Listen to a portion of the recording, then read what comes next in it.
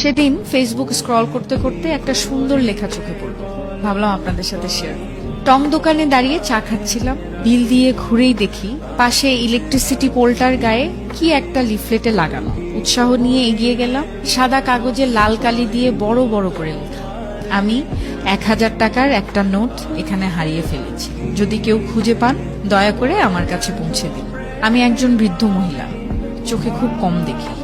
তারপর নিচে একটি ঠিকানা দেয়া, ঠিকানাটা কাছেই, হাঁটা পথে মিনিট 5 হবে। কৌতূহল দমন করতে না পেরে আমি খুঁজতে খুঁজতে গেলাম সেখানে। একটি জরাজীর্ণ টিনের ঘর, উঠানে এক অশীতিপর বৃদ্ধা বসে আছেন। আমার পায়ের শব্দ পেয়ে তিনি মুখ তুলে তাকালেন, বললেন কে? আমার সম্বিত ফিরল। গলির মাথায় আমি আপনার 1000 টাকা খুঁজে পেয়েছি। আমার কথা শুনে তিনি হাউমাউ করে কাঁদতে লাগলেন।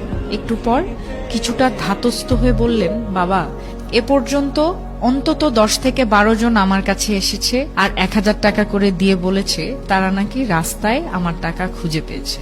আমার কোনো টাকা হারায়নি, ওই লেখাগুলো আমার না।